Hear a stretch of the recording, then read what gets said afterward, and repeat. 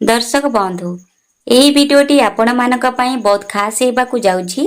दर्शक बंधु भगवान को नाम को स्मरण करी बाछंतु गोटे नंबर एवं जानंतु आपणक जीवन रे केउ खुशीर खबर अति शीघ्र आपणकु मिलिबाकु जाउछि।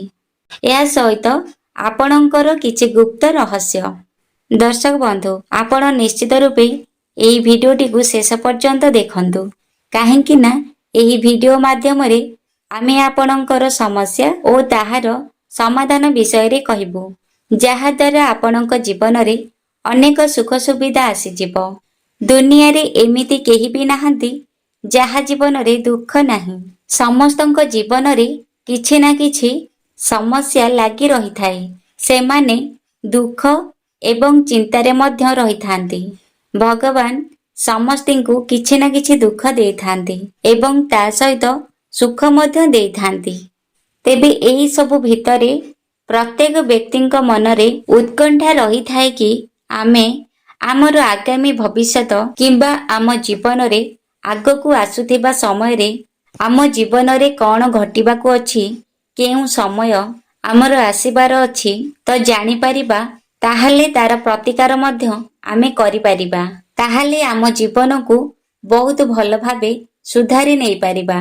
दर्शक बंधु आपण स्क्रीन उपरे दुईटी नंबर देखुछंती। भगवान को स्मरण करी एही दुईटी नंबर मध्यरु कौनसी भी गोटिए नंबर को बाछंतु एवं जानंतु आपणकर आगामी भविष्यत।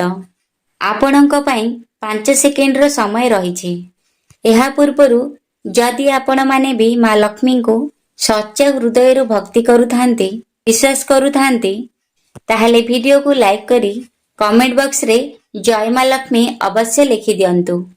तेबे दर्शक बंधु जदि आपण 1 नंबर संख्याटी को बाछिछंती ताहले आपणक विषय रे आपणक भाग्य कौन कहूछि। आपणकर वर्तमान एबे दुखर दिन दूर हेबाकु जाउछि। जहा भी किछि समस्या आपणक जीवन रे चालुथिला ताहा वर्तमान दूर हेबाकु जाउछि। अधिक दिन हबो आपणकर कौनसी काम रे बाधा सृष्टि होइतिला। कार्यटी संपूर्ण हेबा पूर्वरु बंद हेइ जाउतिला। कौनसी एक कार्य रे आपणकर पैसा फसी जाइतिला।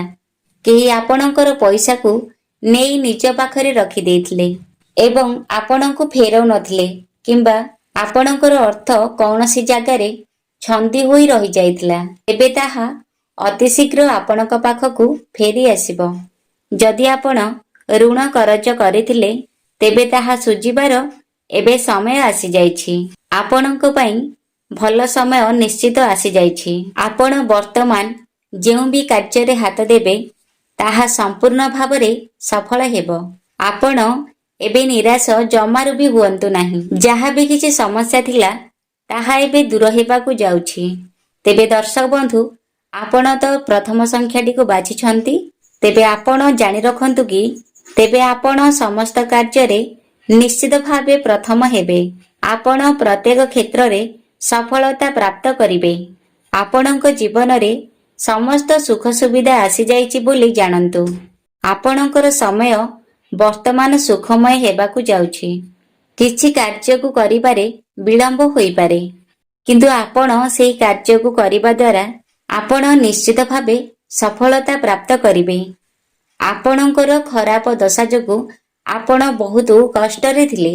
ग्रह मानकर खराब दशा जोगु आपण अनेक जंत्रणा मध्य पाइछंती किंतु सेपरि फल आपण मानकु आउ भोगिबाकु पड़िबो नाही। शारीरिक पीड़ारु आपण निश्चित भावे आरोग्य लाभ करिवे। जदि आपणक शरीर रे कौनसी रोग जंत्रणा थिला ताहा मध्य एबे संपूर्ण भावे दूर होई जिवो।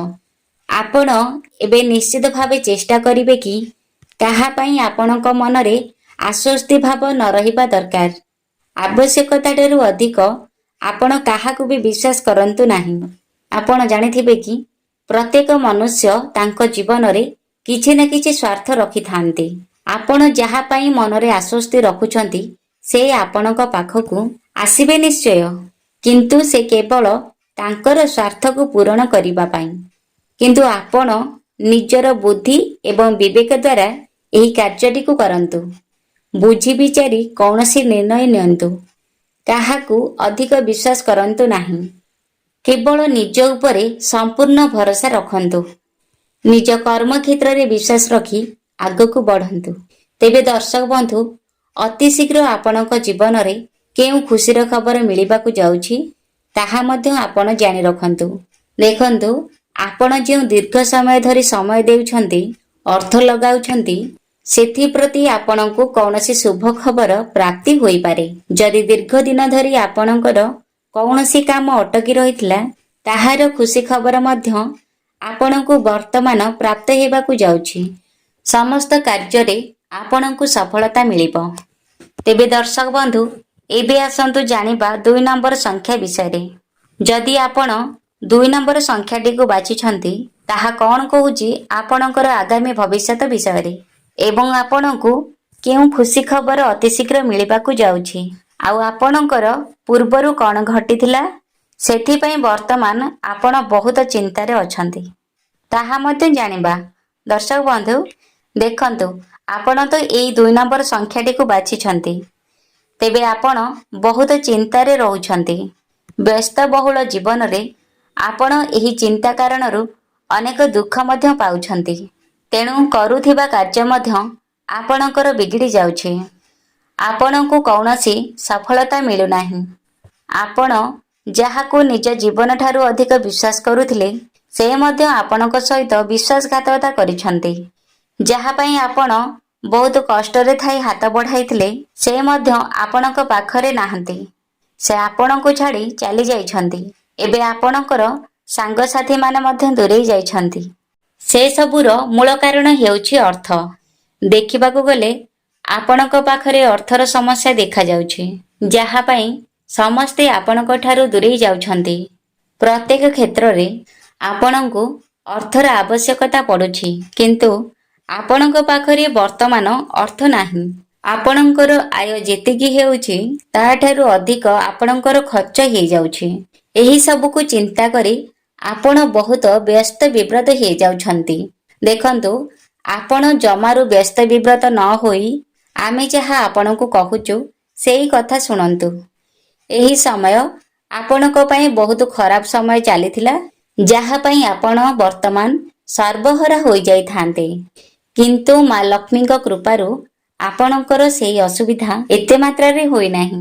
ଆପଣଙ୍କର ଜୀବନରେ କରିଥିବା ଭଲ କର୍ମ ଏବେ ଆପଣଙ୍କର ସାଥ ଦେଉଛି। ବର୍ତ୍ତମାନ ସେହି ସବୁକୁ ଚିନ୍ତା କରି ଆପଣ ଆଉ ମନ ଦୁଃଖ କରନ୍ତୁ ନାହିଁ। ଏଇ କିଛି ଦିନ ପରେ ଆପଣଙ୍କ ଜୀବନରେ ଶୁଭ ସମୟ ଆସିଯାଉଛି। ଏହି ସମୟରେ ଆପଣଙ୍କୁ ଯଶ, ଖ୍ୟାତି, ମାନ ସମ୍ମାନ ପ୍ରାପ୍ତି ହେବାକୁ ଯାଉଛି। ଆପଣଙ୍କର ଧନଜନିତ ସମସ୍ୟା ଆଉ ରହିବ ନାହିଁ। ଆପଣ କାର୍ଯ୍ୟକ୍ଷେତ୍ରରେ ବହୁତ ଶୁଭ ଫଳ ପ୍ରାପ୍ତି କରିବେ। ଆର୍ଥିକ ସମସ୍ୟା ସବୁ ଏବେ ଆପଣଙ୍କର ଦୂର ହେବ। ବିଗତ ସମୟରେ ଆପଣଙ୍କର ଯେଉଁ ସବୁ ସମସ୍ୟା ଚାଲୁଥିଲା, ତାହା ଆଗାମୀ ସମୟରେ ସବୁ ସୁଖରେ ପରିଣତ ହେବାକୁ ଯାଉଛି। ଆପଣ ଯେଉଁ କଥାକୁ ଚିନ୍ତା କରି ଗୁପ୍ତଧନର ସନ୍ଧାନରେ ରହିଥିଲେ, ତାହା ମଧ୍ୟ ଏବେ ଆପଣଙ୍କୁ ପ୍ରାପ୍ତି ହେବାକୁ ଯାଉଛି। କିନ୍ତୁ ଆପଣ ଏବେ ଆଉ ସେଥିପ୍ରତି ଧ୍ୟାନ ଦିଅନ୍ତୁ ନାହିଁ, କାହିଁକି ନା ସମୟ ହେଉଛି ବଳବାନ। ଆସୁଥିବା ସମୟ ଆପଣଙ୍କ ପାଇଁ ବହୁତ ଶୁଭଫଳ ପ୍ରଦାନ କରିବ। ଆପଣ କେବଳ ନିଜ କର୍ମକ୍ଷେତ୍ରରେ ଆଗକୁ ବଢ଼ନ୍ତୁ। ଦର୍ଶକ ବନ୍ଧୁ, ଏବେ ଆମେ ଜାଣିବା କେଉଁ ଖୁସିର ଖବର ଆଗାମୀ ସମୟରେ ଆପଣଙ୍କୁ ମିଳିବାକୁ ଯାଉଛି। ତେବେ ଆପଣ ଜାଣି ରଖନ୍ତୁ କି ଆପଣଙ୍କ ସନ୍ତାନମାନଙ୍କ ପ୍ରତି ଯାହା ବି ସବୁ ଅସୁବିଧା ଥିଲା, ତାହା ବର୍ତ୍ତମାନ ଶୁଭ ସମୟରେ ପରିଣତ ହୋଇଯିବ। ଯେଉଁମାନଙ୍କର ସନ୍ତାନ ନାହିଁ, ସେମାନଙ୍କୁ ଖୁସି ଖବର ମିଳିବ ଏବଂ ଯେଉଁମାନଙ୍କର ସନ୍ତାନ ଅଛି, ତାଙ୍କ ପାଇଁ ଆପଣ ଗର୍ବିତ ଅନୁଭବ କରିବେ। ଅଚାନକ ଆପଣଙ୍କୁ ଧନର ପ୍ରାପ୍ତି ହେବ। ନୂତନ ଚାକିରିର ଯୋଗ ମଧ୍ୟ ରହିଛି। ତେବେ ଦର୍ଶକ ବନ୍ଧୁ, ଏହା ଥିଲା 2ଟି ସଂଖ୍ୟାର ଆଧାରରେ ଆପଣଙ୍କ ଜୀବନରେ କେଉଁ ଖୁସିର ଖବର ମିଳିବାକୁ ଯାଉଛି। ତେବେ ଦର୍ଶକ ବନ୍ଧୁ, ଯଦି ଆପଣ ଏହି ଭିଡିଓଟିକୁ ସମ୍ପୂର୍ଣ୍ଣ ରୂପେ ଦେଖିଛନ୍ତି, ତାହେଲେ କମେଣ୍ଟ ବକ୍ସରେ ଜୟ ମା ଲକ୍ଷ୍ମୀ ଅବଶ୍ୟ ଲେଖିଦିଅନ୍ତୁ ଏବଂ ଆପଣ କେଉଁ ସଂଖ୍ୟାଟିକୁ ବାଛିଥିଲେ କମେଣ୍ଟ ବକ୍ସରେ ଅବଶ୍ୟ ଲେଖିବେ।